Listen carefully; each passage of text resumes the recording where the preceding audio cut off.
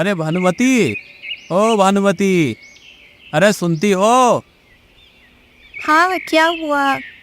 इधर आओ तो, जल्दी से आओ ना। हाँ, क्या हुआ जी? बैगन के बगीचे को अच्छे से देख रेख कर रही हो ना? इतने दिन हो गए हैं, अभी तक एक भी बैंगन नहीं आए हैं। मैं तो रोज इसका देख रेख करती हूँ, सुबह शाम बगीचे में पानी देती हूँ, फिर भी हमें इसका फल नहीं मिल रहा है।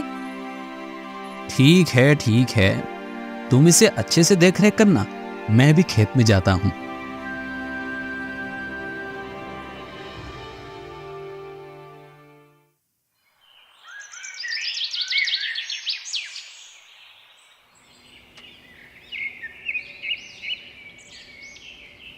देखो भानुमति, हमारे बगीचे में एक बैगन निकल आया है, लेकिन ये तो बस एक ही है। इसको क्या ही बाजार में बेचूं? ऐसा करो, तुम इसकी सब्जी बनाओ, मैं खेत से लौटकर खाना खाऊंगा, है ना? ठीक है।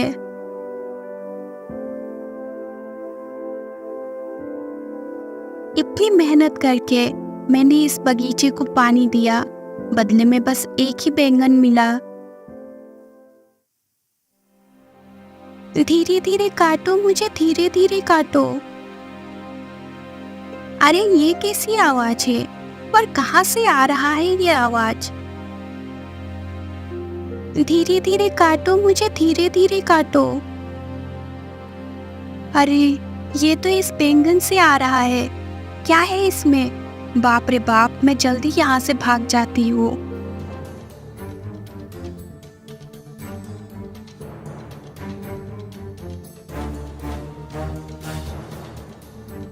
वो बैंगन से वो बैंगन से क्या? वो बैंगन से कुछ आवाज आ रहा है। क्या बात कर रही हो? ये भला कैसे हो सकता है? नहीं, मैं आपको बिल्कुल सच बोल रही हूँ। आपको यकीन नहीं होता तो आप चलिए मेरे साथ। ठीक है, चलो। अब तुम इसको मेरे सामने काटो। धीरे धीरे काटो, मुझे धीरे धीरे काटो। अरे ये तो तुम बिल्कुल सच बोल रही थी। ये आवाज, वो भी बैंगन से। लेकिन धीरे से ही सही, फिर भी तुम इस बैंगन को काटो।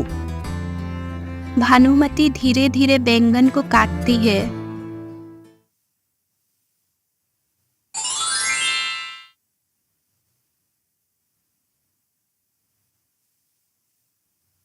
अरे ये क्या?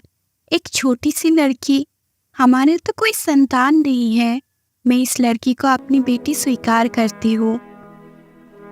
बेटी, बेटी तुम इस बैंगन से निकली हो, इसीलिए मैं तुम्हारा नाम बैंगनमती रखना चाहती हूँ। बैंगनमती अपनी नई माँ पाकर बहुत खुश हो जाती है।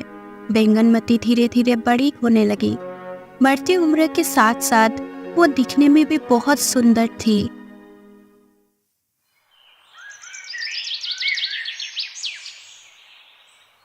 एक दिन किसान अपने खेत में काम कर रहा था।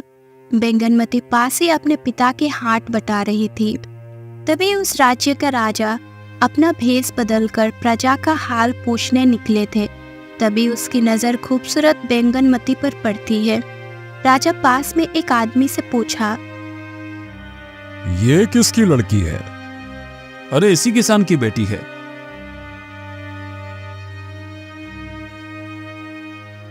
राजा ने अपने महल में पहुंचकर उस किसान को बुलावा भेजा।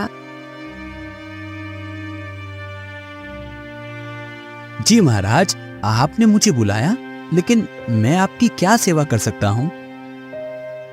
जब तुम अपने खेत में काम कर रहे थे, उस वक्त तुम्हारे साथ एक लड़की थी। वो लड़की कौन थी? महाराज, वो एक तरह से मेरी बेटी है और नहीं भी। इसका क्या मतलब हुआ? इसके बाद किसान ने राजा को सारी बातें बता दी। उसके बाद सारी बातें जानकर राजा ने कहा, अच्छा, मैं बैंगनमती से शादी करके उसे रानी बनाना चाहता हूं। महाराज, आप एक मामूली से किसान की बेटी से शादी करेंगे? हाँ, बिल्कुल हम करेंगे। हम उसकी सुंदरता पर मोहित हो गए हैं। किसान बहुत खुश हो गया। वो घर जाकर अपनी पत्नी को सारी बातें बताई। सारी बात सुनकर उसकी पत्नी भी बहुत ज़्यादा खुश हो जाती है। कुछ दिन बाद राजा के साथ बैंगनमती का विवाह हो जाता है। बेटी के विवाह के बाद माँ बाप दुखी रहने लगे। इधर जब नई बहू महल में प्रवेश किया तो बड़े ही प्यार और सम्मान के साथ सभी लोगों ने उसका स्वागत किया।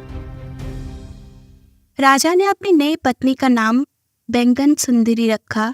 नई रानी को देखकर बड़ी रानी भी कहने लगी, तुम कितनी सुंदर हो छोटी बहन। कुछ दिन ऐसे ही बीत गया। सब लोग छोटी रानी के स्वभाव और सुंदरता की तारीफ करने लगे, जिसे देखकर बड़ी रानी छोटी रानी से जलने लगी। ये छोटी सी किसान की बेटी ना जाने कहाँ से आकर सबका ध्यान अपनी ओर कर लिया। मुझे तो आप कोई पूछता भी नहीं है। एक दिन की बात है, महारानी ने बैंगन सुंदरी से पूछा, छोटी रानी, तुम्हारा जान कहाँ पर है? अरे बड़ी बहन, जान और कहाँ पर होगी? जान तो मेरे दिल में ही है। ये नहीं हो सकता। तुम तो इंसान के पेट से पैदा ही नहीं हुई, इसीलिए तुम्हारा जान शरीर के अंदर नहीं होगा। जरूर किसी और जगह पर रखी है।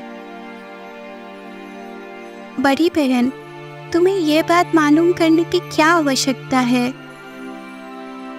जरूरत तो कुछ नहीं, बस यूं ही मालूम करना चाहती थी कि बाद में तुम्हें कोई नुकसान ना हो। बहन, तुम ये ख्याल छोड़ दो, क्योंकि ये बात मैं किसी को कहूंगी ही नहीं तो मेरा नुकसान कौन करेगा?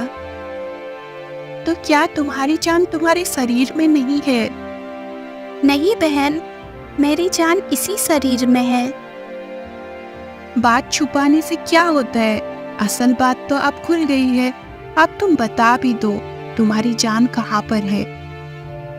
बहन, ये बात बताना मना है। भला अपनी बड़ी बहन को बताने में क्या दिक्कत है? नहीं बहन, सगे घर वालों को भी ये बात बताने की इजाजत नहीं है। छोटी रानी ने बात ना बताई, मगर बड़ी रानी ने भी पूछना ना छोड़ा। खाते पीते, सोते जागते, उठते बैठते वो बैंगन सुंदरी से यही बात पूछती रहती।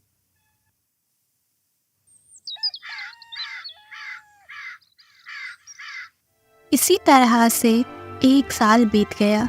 दिन रात वही सवाल सुनते सुनते बेचारी छोटी रानी परेशान हो गई थी। आखिर तंग आकर एक दिन उसने कह दिया,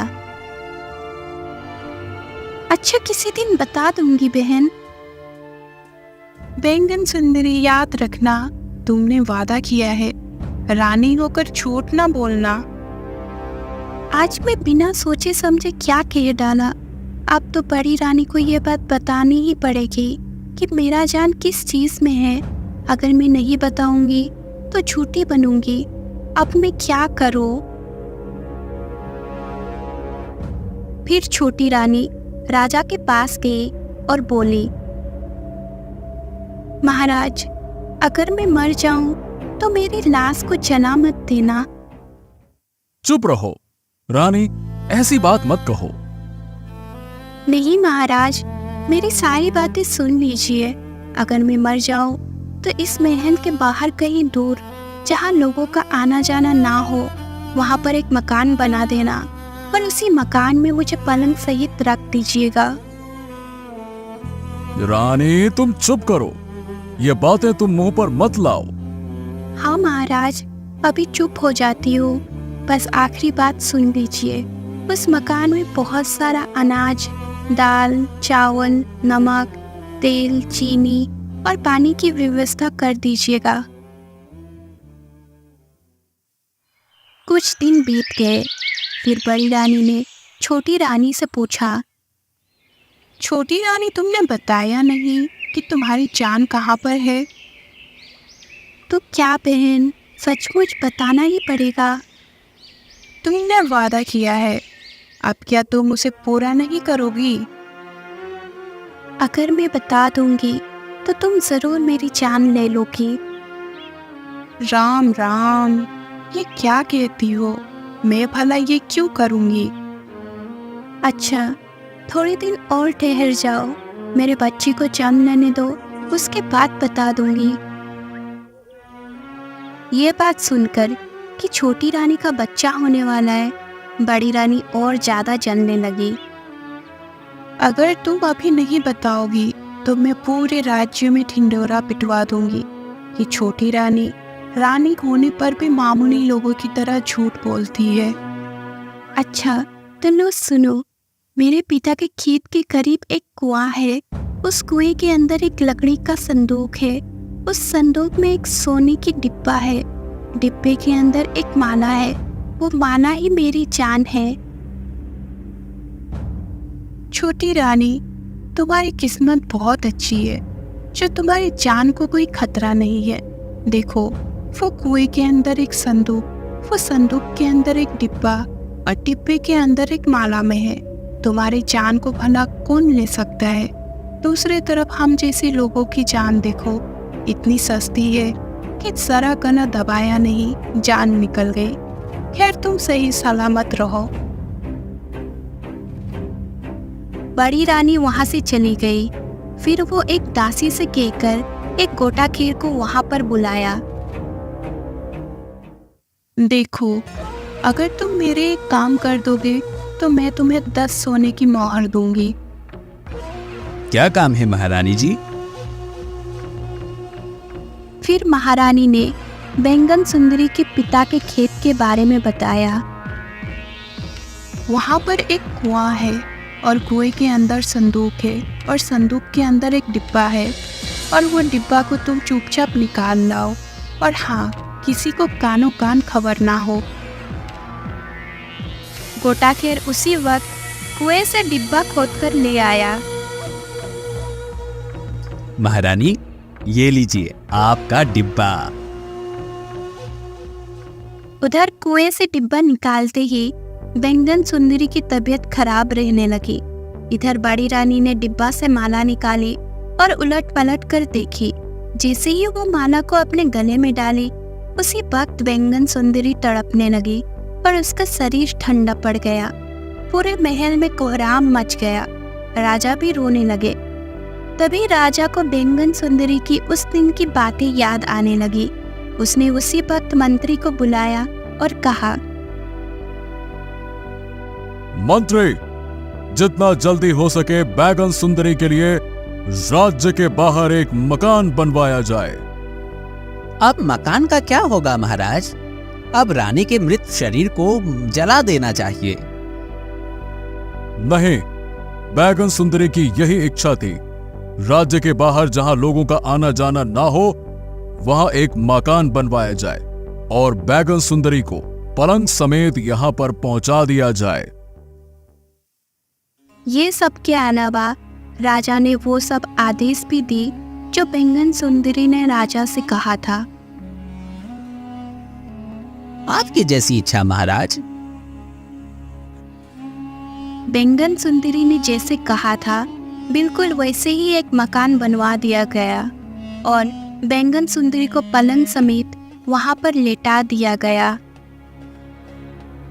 दिन पर दिन गुजरते चला गया। इसी तरह से 1 साल गुजर गया। सोत के मर जाने से बड़ी रानी बहुत ही खुश थी। उसका तो कलेजा ठंडा हो गया था, लेकिन राजा तो बैंगन सुंदरी की याद में बहुत ही दुखी रहने लगा था। छोटी रानी की याद आते ही उसकी आंखें डबडबा जाती थी। वो अक्सर सोचता कि बैंगन सुंदरी ने यह मुझसे क्यों कहा था कि महाराज मेरे शरीर को जलाना मत। तो क्या बैंगन सुंदरी एक बार फिर से जी उठेगी? शायद बैंगन सुंदरी इस मकान के अंदर सो रही है, पलंग पर पड़ी अकेली सो रही है। वो जाग कर शायद मुझे ढूंढती हो और बाहर निकलने का रास्ता ना पाकर, महाराज महाराज चिल्लाती हो। लेकिन फिर राजा को विचार आता कि इंसान मरकर कभी जिंदा नहीं होते। अपने मन को समझाने के लिए राजा रोज बैंगन सुंदरी के मकान की चारों ओर चक्कर लगाया करता था। एक दिन अचानक उसने सुना कि मकान के अंदर से किसी बच्चे की रोने की आवाज आ रही थी। राजा ये सुनकर चौंक पड़ा। अरे ये बच्चा कहां से आया? राजा फिर मकान के अंदर चला गया। राजा देखता है कि बैंगन सुंदरी तो पलंग पर मृत पड़ी हुई है, लेकिन उसकी बगल में एक सुंदर सा लड़का था। महल पहुंचकर राजा सोचने लगा, हो ना हो ये बैगन सुंदरी का ही बच्चा है। राजा अब रोज बच्चे को देखने मकान में आने लगा, लेकिन मकान में कोई नई बात नजर नहीं आ रही थी। वो हर रोज देखता कि बैंगन सुंदरी जिस तरह से पड़ी थी उसमें कोई बदलाव ना आया था। धीरे धीरे दिन बीतने लगे और बच्चा भी बड़ा होने लगा। जब वो 3-4 साल का हो गया तब टूटे फूटे शब्दों में कुछ बोलने भी लगा था। राजा ने एक दिन बैंगन सुंदरी की तरफ इशारा करके पूछा, ये कौन है? माँ। तुम्हें खाना कौन खिलाता है? माँ। किस वक्त? रात को। ये सुनकर राजा को बड़ी हैरानी हुई। उसने बच्चे से कहा, तुम अपनी माँ से कहना कि राजा जी पूछते हैं कि तुम दिन में क्यों सोती हो और रात को क्यों जगती हो। अच्छा, पूछूंगा। रात को बैंगन सुंदरी रोज की तरह उठी और जब बच्चे को खिलाने लगी तो उसने कहा, अम्मा मेरा पेट तो भरा हुआ है। तुम्हारा पेट किस तरह से भर गया बेटा? राजा जी मुझे आज बहुत सी मिठाई खिला कर गए हैं और ये भी पूछे थे कि तुम्हारी माँ रात को क्यों जगती है और दिन को क्यों सोती है। बैंगन सुंदरी समझ गई कि राजा ने आकर सब कुछ देख लिया है। अब छुपाने से क्या होगा, मुझे अब सब बता देना चाहिए। देखो, ये जो राजा जी यहाँ पर आते हैं वो तुम्हारे पिता है। कल जब महाराज यहाँ आए तो कहना कि माँ की जान जिस माने में है वो बड़ी रानी के पास है। बड़ी रानी दिन भर उस माने को पहने रखती है, इसीलिए माँ सारा दिन बेहोश पड़ी रहती है। पर रात को सोते वक्त जब बड़ी रानी माला को गले से उतार देती है तो माँ उस वक्त जाग उठती है। फिर वो पलंग से उठकर नहाती धोती है और मुझे खाना खिलाती है। दूसरे दिन जब राजा आया तो बच्चे ने सारी बात कह सुनाई। सारा मामला राजा को समझ में आ गया। वो गुस्से में सोचने लगा, बड़ी रानी, आज तेरी वजह से मेरी छोटी रानी आज यहाँ पर पड़ी हुई है। मैं तो तुझे सबक सिखा कर ही रहूंगा। महल में जाकर राजा ने बड़ी रानी से कहा, बड़ी रानी, हमारे मित्र का एक बहुत ही प्यारा बेटा है। मैं उसे बहुत प्यार करता हूं। मैं उसे महल में लेकर आना चाहता हूं। बच्चे तो मुझे भी बहुत ही पसंद है, आप उसे जरूर लेकर आइए। परंतु एक बात है, वो लड़का है बहुत जिद्दी। जो चीज मांगता है जब तक वो मिल ना जाए रो रो कर आफत खड़ी कर देता है। तो क्या हमारे महल में किसी चीज की कमी है? वो जो भी चीज मांगेगा उसे दे दी जाएगी। अच्छा ठीक है रानी, तब उसे मैं लेकर आता हूं। ये कहकर राजा बैंगन सुंदरी के मकान में गया और लड़के से कहने लगा, जब रानी तुम्हारे पास आए उसी वक्त उसके गले की माला पकड़ लेना और जोर जोर से रोना शुरू कर देना। जब तक रानी तुम्हें वो माला ना दे, तुम रोते ही रहना, ठीक है? इस तरह से समझा बुझाकर राजा लड़की को बड़ी रानी के पास महल में ले आया। रानी ने उसे बड़े ही प्यार से बुलाया और उसके पास आकर बोली, अरे ये लड़का तो बहुत ही प्यारा है। लड़का उस वक्त माला लेने के लिए जोर जोर से रोने लगा। मुझे ये माला चाहिए, चाहिए तो चाहिए तो चाहिए तो चाहिए तो चाहिए, मुझे ये माला चाहिए, मुझे ये माला चाहिए, मुझे ये माला चाहिए। रानी ने उसे बहलाने फुसलाने की बहुत ही कोशिश की। कई तरह की मिठाइयाँ, खिलौने आदि पेश किया गया, लेकिन वो किसी भी तरह से मानने को तैयार ना था। तब राजा ने उदास होकर कहा, दूसरे के बच्चों को क्यों रुलाती हो? आखिर वो मांगता क्या है? मेरे गले की माला मांगता है। तो तुम दे क्यों नहीं देती? नहीं नहीं, ये माला तो मैं किसी को नहीं दे सकती। अरे ये माला बच्चे को दे दो, मैं तुम्हें इस तरह की दूसरी माला लाकर दे दूंगा, ठीक है? ये माला तो मैं हरगिज ना दूंगी। अरे नहीं दोगी तो ये लड़का रो रो कर मर जाएगा। पराए बच्चे को घर लाकर क्या यूं ही मार दोगी? बच्चे का रोना देखकर रानी को उस पर दया आ गई और सोचने लगी, छोटी रानी तो अब मर ही चुकी है, थोड़ी देर के लिए यह माला बच्ची को दे दी जाए तो क्या हर्ज है। इस समय तो मैं माला दे देती हूँ, लेकिन जब लड़के का मन बहल जाए तो माला मुझे वापस ला देना। हाँ हाँ रानी, तुम उसे अभी के लिए माला दे दो, थोड़ी देर बाद मैं तुम्हें माला लाकर दे दूंगा। रानी ने माला निकालकर राजा को दे दी और राजा लड़के को लेकर महल से बाहर बैंगन सुंदरी के मकान में जा पहुंचा। राजा ने अंदर जाकर बैंगन सुंदरी के गले में वो माला डाल दी। माला पहनते ही बैंगन सुंदरी उठ बैठी।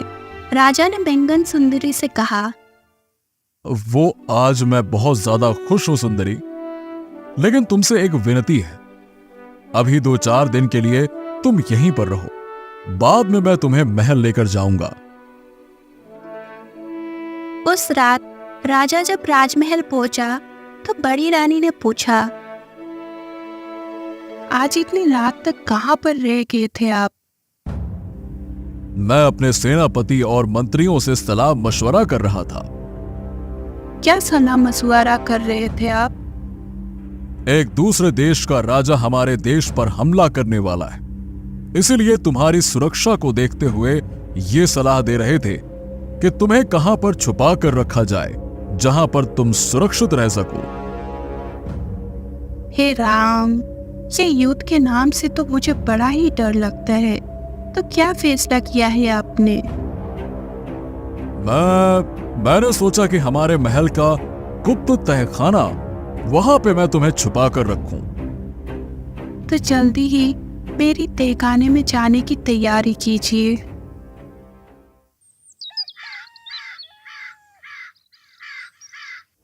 दूसरे ही दिन राजा ने बड़ी रानी को तहखाने में छोड़कर आ गया और बाहर से ताला लगा दिया।